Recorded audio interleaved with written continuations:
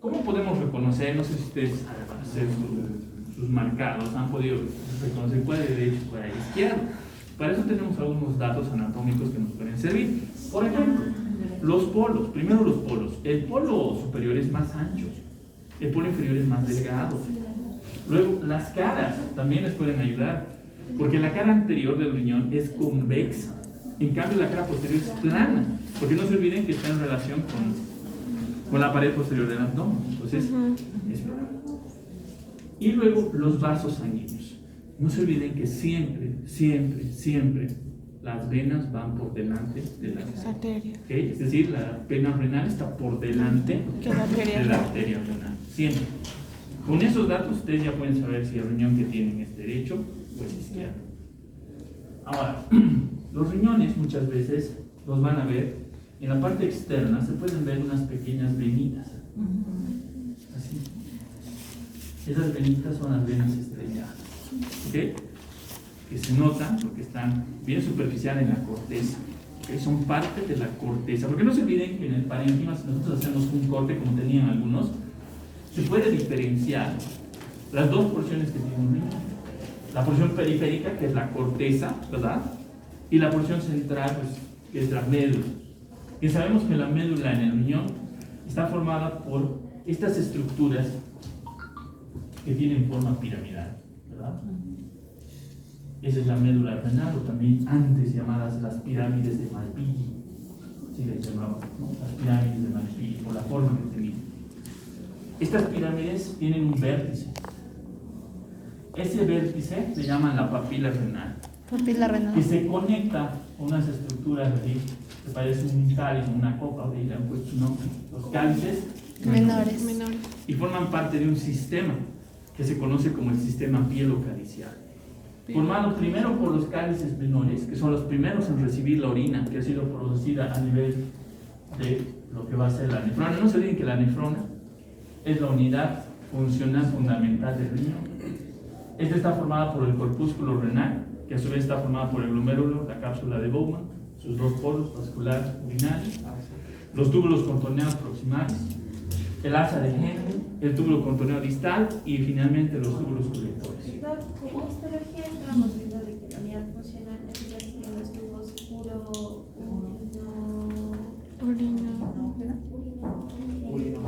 urinodentales, creo. ¿Urinodentales? No, uriníferos, eso. Sí, pero forman parte de la nefrona. O sea que en general sería la nefrona. Ahora, ¿por qué los túbulos uriníferos en general son muy importantes? Porque es ahí donde se da la mayor parte de la reabsorción, ¿no? De sodio, potasio, son los que controlan el balance hidroelectrolítico. Ahora, todo esto va a terminar justamente desembocando a nivel de las papilas y es ahí donde se vierte el desecho, lo que ya no ha podido ser reabsorbido, porque no sirve. Es decir, la orina. La orina va a pasar primero a los cálices menores, estos se juntan, ¿verdad? De 3, 4, y forman un cáliz mayor. Finalmente los cálices mayores se juntan y van a dar origen a una estructura dilatada que se conoce como la pelvis renal. Y la pelvis renal se continúa con los uréteres. ¿Okay? Entonces la orina producida a nivel de este sector va a pasar primero a los menores, a los mayores, la pelvis y el uréter. ¿Okay? Eso es lo que hace.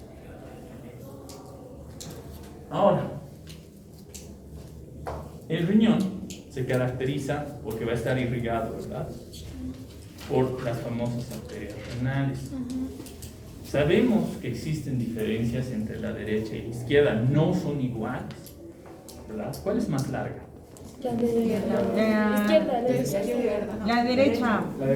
es más larga. No, la izquierda es más larga. La derecha. La izquierda. Dijo arteria. Arteria. Primero está La izquierda, la Primero izquierda. está la vena. No, por La eso. vena está A ver, ahí. ¿de la izquierda o de la derecha? Y a la arteria la va a botar a un lado. ¿Cuál es más larga y por qué? La derecha. La derecha. ¿Por qué? Porque no se olviden que la Primero va la aorta vena. abdominal está siempre hacia la izquierda. Entonces no se olviden del mnemotécnico que les he enseñado. Por los bracitos. Esto es en arterias y esto es en venas. Entonces siempre es más larga la arteria renal Diana, derecha. ¿Por qué? Porque se tiene que jalar más, se tiene que estirar más, ya que está a la izquierda la aorta. Y las dos son ramas laterales de la aorta, ¿verdad? Ahora, estas arterias, al llegar al hilo, se van a dividir Sí, en 5 ramas terminales. sí, con los 5 ramas segmentos. terminales. Estas son las famosas arterias segmentarias. Sí, Se llaman segmentarias porque van a ir a los segmentos, a los 5 segmentos que tiene el riñón. Por ejemplo, vamos a tener una que se va a ir. la apical superior. La Esa va a ser la apical. polar superior o simplemente superior. La segmentaria. Luego tenemos la arteria segmentaria anterior. Antero superior. Antero inferior. Inferior. Y una por detrás. Posterior. La posterior. ¿Verdad? Esas son sus ramas terminales. Ya luego estas se van a seguir dividiendo, ustedes saben, ¿verdad?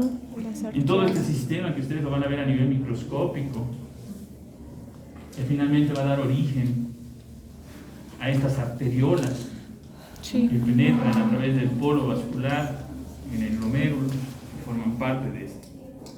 ¿Ok? Pero eso ya es micro. Macro, yo me supongo que sepan que son estas las terminales. No me interesan las arterias acuáticas, intercurrentes. No. Eso es para histología. Para mí, me interesa esto. Obviamente, en su trayecto la arteria renal va a dar también origen a ramas colaterales. ¿Qué quiere decir esto? Que se desprenden en su trayecto.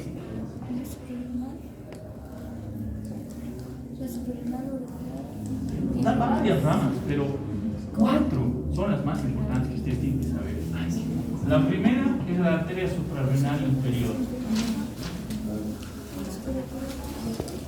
¿Ok? Que va a irrigar obviamente la glándula suprarrenal. Sí. Luego tenemos la arteria ureteral superior. Superior. Que va a irrigar el uréter en su primera porción. Luego tenemos las arterias de la pelvis renal. Y finalmente las arterias de la cápsula o arterias capsulares. Estas son las ramas más importantes. Colaterales. Yo no me acuerdo a quién le preguntaba. Al Edwin. ¿Saben lo que es una colateral, no? ¿Y qué son Sí. terminales? Su nombre les dice, terminales, donde termina la arteria ya no hay más.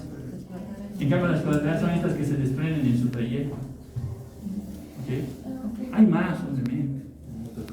Y son pequeñas, pero las más importantes son estas 4 que ustedes deberían saber. Y de las terminales son esas 5. Ahora, ¿qué pasa con las venas? Las venas renales están trayendo la sangre de vuelta de los riñones, ¿verdad? O sea, están drenando la sangre de los riñones. Esta sangre que ya ha sido depurada, que ya ha sido filtrada, ¿verdad? Entonces, eso es drenar. Muchos no entienden lo que es drenar, ¿no? ¿Y hacia dónde va a ir? ¿Dónde van a drenar las venas renales derecha e izquierda? Muy bien, en la vena cava Inferior. ¿Y son iguales la derecha y la izquierda? No. ¿Cuál es más larga? La izquierda. La ¿Por qué es izquierda. más larga la izquierda? Porque pasa. Muy bien. Entonces vamos a dibujar. No se olviden que la vena cava nace por debajo. Buenas tardes, doctora. Fuerte. ¿Quién es? Por favor, un menú.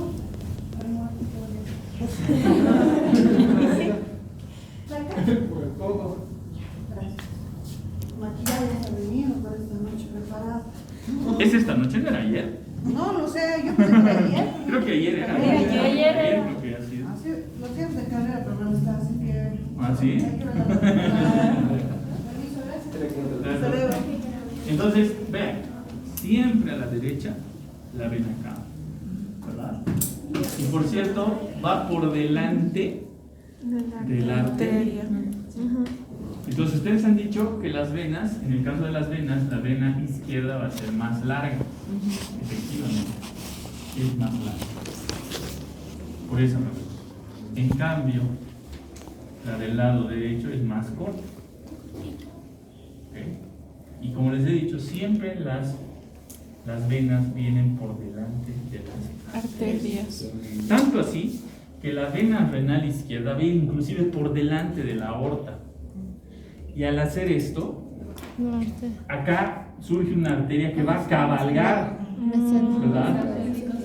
Y es la arteria mesentérica. Superior.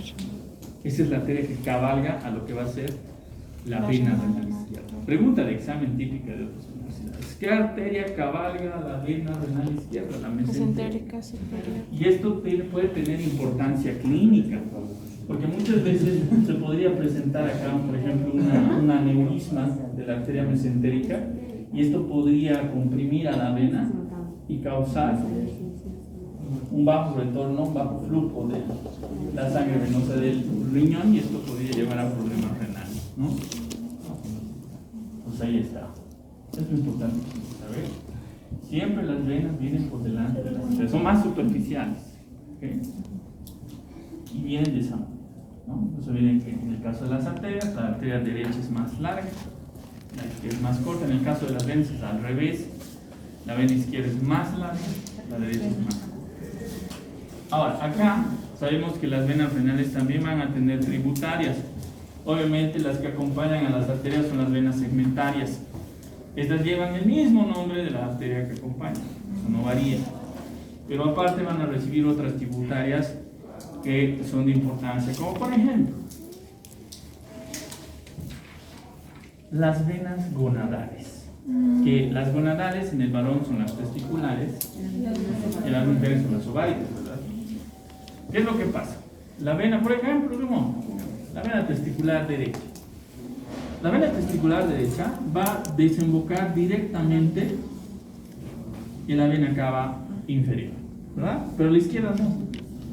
La izquierda, en cambio, va a ir y va a desembocar ¿dónde? En la vena renal del lado izquierdo. ¿Okay? Vean que es diferente. ¿Okay? Fíjense, vean esa diferencia. En cambio, con las arterias testiculares no pasa lo mismo, porque son ramas las dos de quién? De la aorta. ¿Okay? Cuidado, piensen que es igual, ¿no? Ah, no, las dos venas van a la cava, no. La derecha es la que va a la cava. La izquierda, ¿dónde va? A la renal izquierda. ¿Okay? A la vena renal izquierda. Ahí va a desembocar. Lo mismo pasa con las venas suprarrenales. Que las venas suprarrenales son las que drenan las glándulas suprarrenales. Tenemos una derecha, tenemos una izquierda. En el caso de la vena suprarrenal derecha, o mejor dicho, sí, derecha, esta va a drenar directamente en la vena cava. ¿Okay? En cambio, la del lado izquierdo va a drenar ¿dónde? A la renal izquierda. ¿Han visto esa diferencia? Sí. A veces puede haber una venita anastomótica que une esto, que viene de la cava así. Pero por lo general viene y termina drenando en la vena renal izquierda. ¿Ok? Eso es lo que pasa. Obviamente también va a tener otras tributarias de menor importancia que van a acompañar esas arterias y reciben el mismo nombre. ¿Estamos? El mismo. La inervación del riñón. ¿Quién le da la inervación a nuestro riñoncito? El plexo renal. El plexo renal. ¿Y cómo se había formado el plexo renal? Se forma por las fibras, en este caso está las fibras de lo que es el ganglio mesentérico, Ya. es las esplénicas menores mayor, perdón, no esplénicas. esplácnicas. El nervio esplácnico mayor se llama. Mayor, menores, el ganglio, ya dije, ¿no? Plexo celíaco. Sí. Ya. Y el tronco de Mertel. Ya. Todas estas fibras convergen y van a formar esta estructura que le llamamos el plexo renal. El plexo renal no es más que la unión de estas fibras, que tienen componente simpático y parasimpático. Ahora la pregunta es, ¿qué hace el simpático y qué hace el parasimpático en el riñón?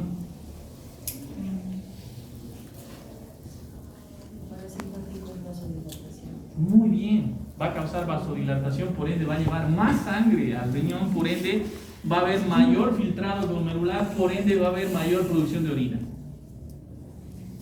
Parasimpático. En cambio el simpático, ¿qué es lo que hace? Lo contrario, hace vasoconstricción. que redistribuye la sangre de los riñones a otros lados, a los músculos. ¿Vasoconstricción cuál es? ¿Parasimpático? Esta, simpático. Por eso, no sé si les he dicho, cuando hablábamos de las diferencias del simpático y el parasimpático, les he dicho el parasimpático, cuando está activado, ¿no? Cuando ustedes están de flojos ahí rascándose la panza, les da ganas de todo, ¿no? Les da ganas de orinar, les da ganas de defecar, ¿no? ¿Por qué? Por esto. Va a aumentar la producción entonces de orina. Por eso cuando no estamos haciendo nada, nos da ganas de entrar al baño, cachorra. Bebidas alcohólicas que tanto les gusta a base de cebada con la cerveza, por ejemplo, son diuréticos, porque estimulan también al sistema parasimpático y generan aumento de la diuresis. Aumento de la diuresis.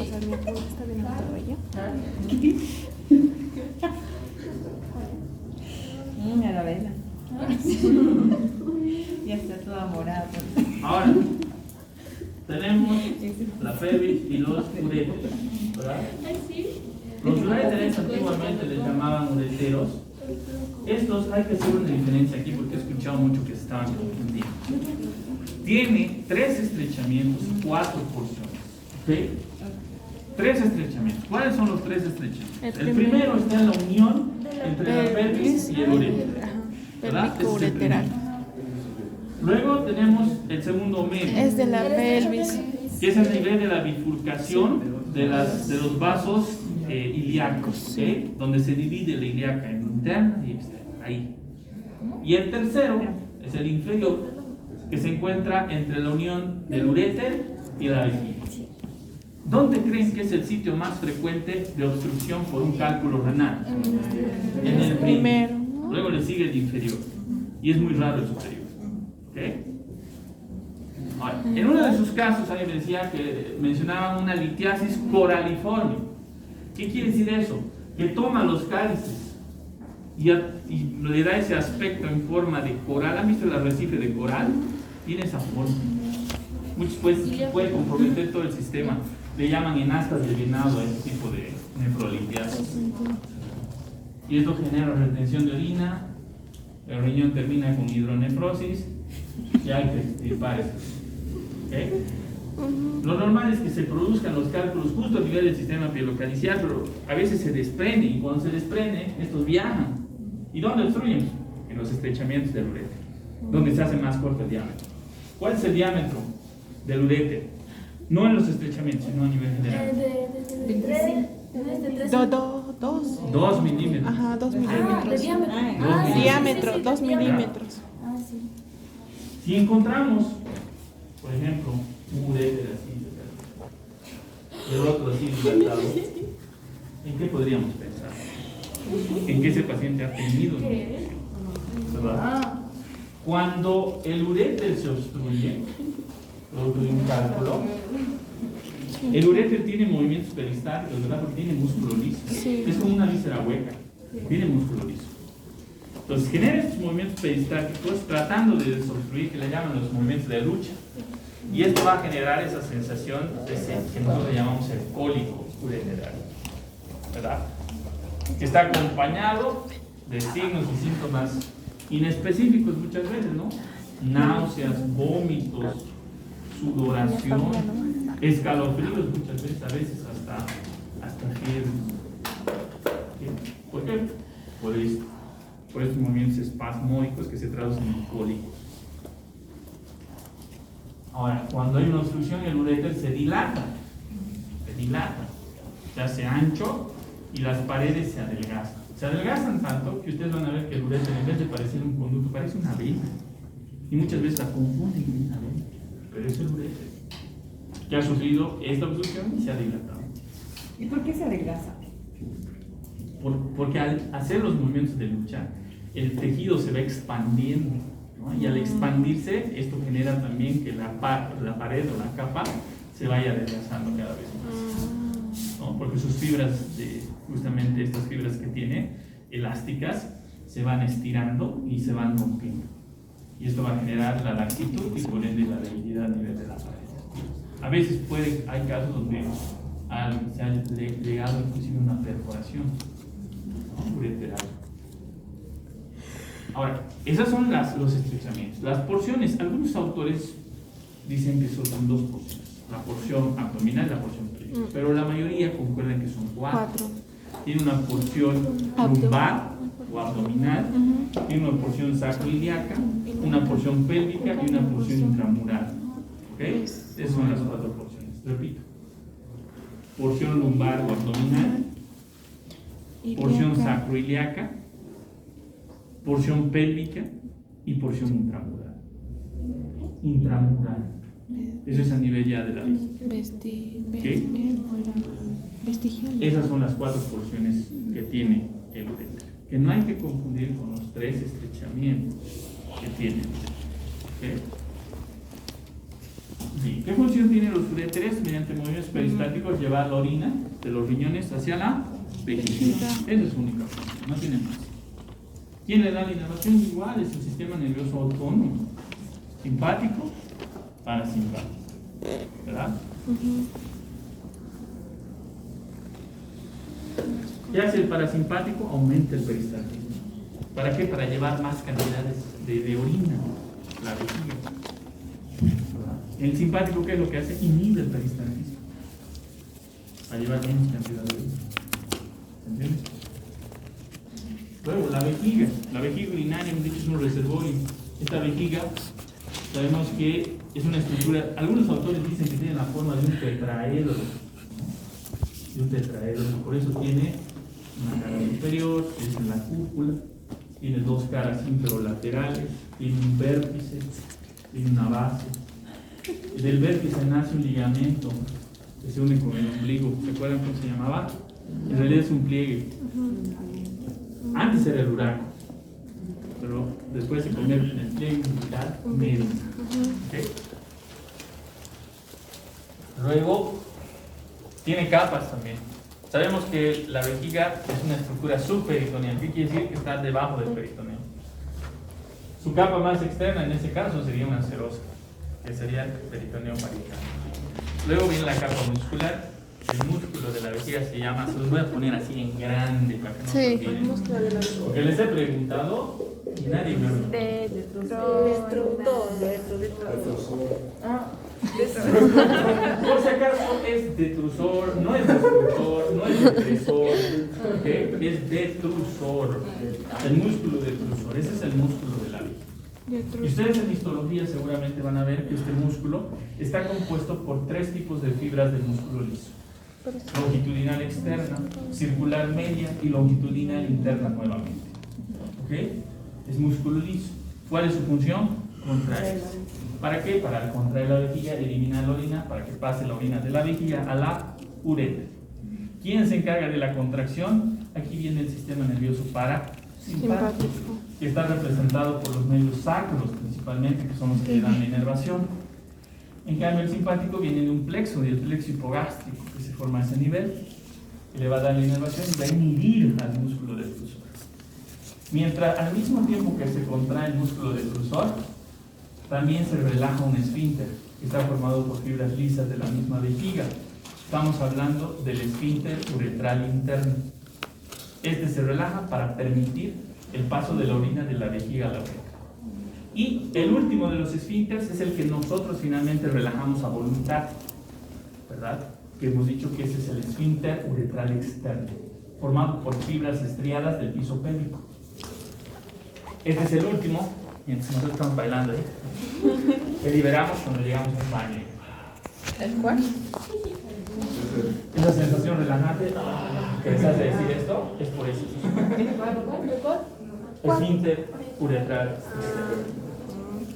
Hasta que ustedes estén así, todavía está contraído a voluntad. Pero después ustedes lo relajan y ya, ¿lo ven? Ay, ¿qué fue? Y eso viene por un proceso que le llamamos micción. Nuestra micción está controlada en un principio por lo que va a ser la médula espinal, ¿verdad? Y luego por una señal del cerebro que manda hacia la vejiga. ¿Para qué? Para que mediante el parasimpático el detrusor se contraiga y produzca la salida de orina. ¿Ok? A veces estos mecanismos fallan.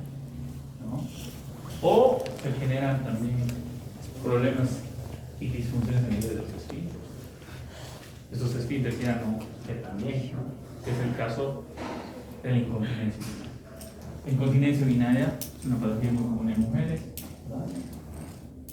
Y lastimosamente un pequeño esfuerzo y se orina, ¿no? Están riéndose, ahí se ve. ¿Ok? Levantan peso, tosen, se orinan. Bien. Entonces ahí está también claro. Ahora, las glándulas suprarrenales. Estas glándulas, hemos dicho, están ubicadas, se llaman suprarrenales porque están ubicadas en la parte superior del riñón, pero esto no siempre es así. Por ejemplo, en los animales, las glándulas suprarrenales no están en relación con los riñones. Es por eso que se prefiere hablar de glándulas adrenales, que sería el término correcto. Sabemos que las dos en el humano son diferentes, no son iguales, ¿verdad? Comenzando por su forma y luego su posición. Su forma. ¿Qué forma tiene la derecha? De una pirámide o triangular. En cambio, la izquierda, ¿qué forma tiene? De una media luna de la semilunar. La posición igual. La derecha está así en el polo superior, pero la izquierda está más proyectada hacia el borde medial, por si acaso. ¿Okay? Es otra diferencia importante. Sabemos que estas glándulas son mixtas, endócrinas o exócrinas. Endocrina. Cuidado, piensen que son mixtas como el riñón. No, solo son endócrinas. ¿Por qué? Porque solo producen hormonas. ¿Okay? No son mixtas, no son exócrinas. Son endócrinas. Y están irrigadas por 3 arterias. Sí. En la parte superior vienen unas arterias así, le llegan. Que son ramas de... ¿Qué arterias son? Las arterias suprarrenales. Arterias suprarrenales superiores. ¿Que son ramas de quién? De la De la frénica. Inferior. No me digan incompleto. ¿Okay? A No las me digan arterias incompleto. clínicas y inferiores. Porque ustedes saben que son 2 frénicas, ¿verdad? Superior y inferior. Entonces dígame, arteria frénica inferior. No sé por qué tienen esa mala costumbre. Frénico. Ilíaco. Carótido. Si saben que existen varias, ¿no? O sea, después hay que decir depende. Nada depende. Esta es segura. Es del inferior. ¿Okay? No se quieren equivocar y están ahí. Para ver si la chuntan, si es interna, externa o común, ¿no? Igual con la carótida. Carótida. No, quiero precisión. Ahora, tenemos también otras arterias que vienen por acá y van a irrigar y son ramas directas de la aorta. ¿Cuáles son? Suprarrenales. Las arterias suprarrenales medias. Y finalmente tenemos una ramita que se desprende de la renal. Yo creo que aquí ya la dibujé, Sí. que es la arteria suprarrenal inferior, rama de la renal. ¿Okay? Y si ustedes se preguntan, ¿y por qué rayos está tan irrigada la glándula? Es porque no se olvide que es una glándula endócrina. ¿Por dónde van las hormonas? Por la sangre. Pues necesita de esa irrigación. Ahora, a pesar de que son 3 arterias, solo va a tener una vena para drenar, que es la vena suprarrenal derecha e izquierda, porque ya hemos visto dónde terminan desembocando esta irrigación. ¿Okay? Ahora, lo importante que tienen que saber de la glándula es que la glándula suprarrenal tiene 2 porciones. Tiene una porción interna, que le llamamos la médula, y tiene una porción externa, que le llamamos la corteza. ¿Verdad? Estas son diferentes, por si acaso, por el componente celular que las forma. La médula de la glándula suprarrenal se caracteriza porque tiene unas células que son las famosas células cromáfines. Estas células cromáfines vendrían a ser más o menos como neuronas. ¿Okay? ¿Por qué? Porque son derivados de la cresta neural y son considerados por algunos autores como neuronas postganglionares del sistema autónomo, ya que van a producir las catecolaminas. ¿Cuáles son las catecolaminas? La adrenalina y noradrenalina, ¿verdad? Que estas actúan y son parte del sistema nervioso simpático.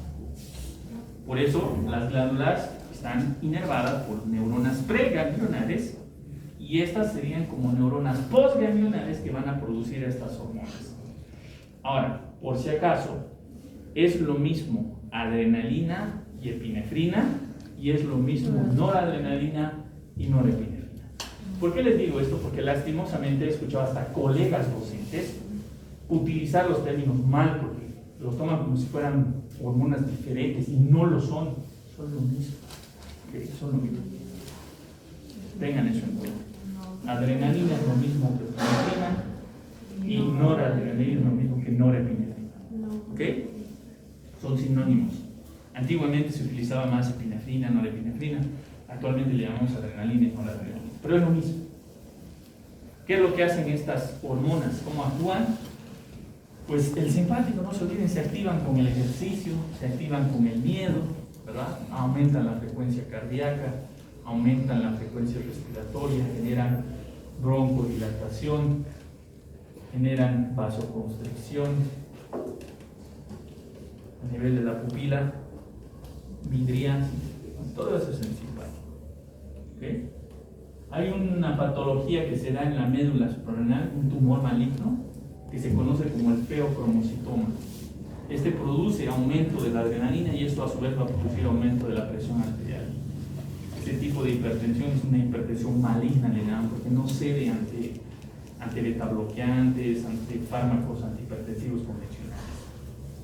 Hay que extirpar esas glándulas.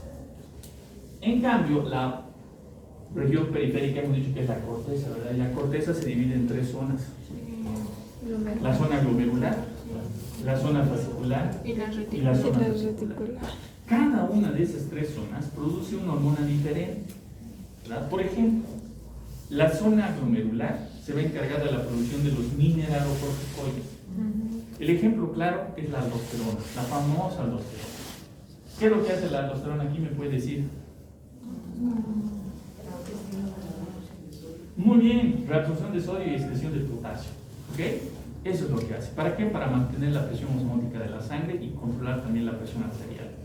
Funciona no sola, sino como un sistema, que es el sistema renina-angiotensina-aldosterona. ¿Ok? ¿Dónde actúa? En los túbulos contorneos distales más que todo. ¿Para qué? Para la reabsorción de sodio y la excreción de potasio. ¿Ok? O sea, se absorbe de nuevo el sodio y se libera potasio. Eso es lo que hace. Luego tenemos la zona fascicular. La zona fascicular secreta los glucocorticoides. El más conocido es el cortisol, ¿verdad? Nuestra cortisona, ¿no? Por ejemplo. Estos glucocorticoides funcionan, son nuestros antiinflamatorios naturales, ¿okay? Funcionan contra la inflamación. Estos son catabólicos, producen lipólisis, proteólisis, todo esto. ¿Okay? Actúan en situaciones de estrés también, es la hormona del estrés y se da cuenta del cortisol, ¿verdad? Por eso las personas que viven estresadas bajan de peso, ¿no? Porque es catabólico. Ahora, el cortisol inhibe al sistema inmunitario. Es por eso que se han utilizado los derivados de estos glucocorticoides, por ejemplo, ¿no? La dexametasona, la betametasona, beclometazonas, todos los que terminan en zona son considerados corticosteroides, inhiben al sistema justamente inmune, ¿verdad? Pero son armas de doble filo, porque, por ejemplo, una persona que toma de por vida corticosteroides es considerada una persona, pues, lastimosamente inmunoincompetente, ¿no? O sea, como si tuviera VIH. ¿Por qué? Porque una enfermedad oportunista puede acabar con la vida de su paciente. Por ejemplo, los pacientes trasplantados sin límulos renales tienen que tomar prednisona de por vida. ¿Por qué? Para evitar el rechazo. ¿Okay? Para evitar el rechazo. Por eso estos pacientes, ustedes los van a ver ahí, no salen mucho, siempre andan con su barbijito y se protegen de todo, porque si se contagian, ¿no? Hasta ahí nomás pueden llegar, ¿no? Después, ¿qué más tenemos? La zona reticular. Esta produce andrógenos, como la testosterona. Pues vean, la testosterona no solo es producida por los testículos, ¿verdad? La testosterona puede ser producida por las glándulas. Y aparte de la testosterona, otros derivados androgénicos, como por ejemplo la dihidrotestosterona, la androstenediona, la dihidroepiandrosterona, todos estos son andrógenos. ¿Qué es lo que hacen los andrógenos? Los caracteres. Aumenta la masa muscular. ¿Qué más? los caracteres secundarios, ¿verdad? Por eso muchas mujeres se preguntan, ¿por qué tengo testosterona si no tengo testículos? Por la glándula suprarrenal. A veces generan desbalances y eso genera aumento del vello facial, hirsutismo, el aumento del vello a nivel de los miembros. ¿Y extirpación total de las dos glándulas suprarrenales es compatible con la vida?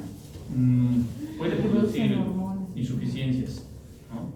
Puede producir insuficiencias, sobre todo relacionadas con la parte del balance hidroelectrolítico. Pues puede extirpar parcialmente una región, pero totalmente podría ser más que beneficioso, podría ser. ¿Cuál es la palabra? Dañino. Se va a bajar el sistema inmune. Dañino. Lo mismo que el hecho de extirpar los Sí. ovarios, ¿sabían? Muchas veces dejan alguna porción por la parte hormonal, porque si extirpan todo, muchas veces generan déficits hormonales. ¿Sabían? Pues por eso, ¿no? A veces dejan algunas partes. ¿Podemos vivir sin riñones? No. ¿Podemos vivir con un solo riñón? Sí. Pero Sí. deficiente. El problema es si ese riñoncito nos falla, ¿no? Ahí entramos con insuficiencia renal y pues lastimosamente vamos a vivir dependiendo de hemodiálisis o diálisis peritoneal por el resto de nuestra vida o hasta que nos trasplante un riñón. Lo bueno es que de donador pueden tener ahí a su papá, a su mamá, a sus hermanos.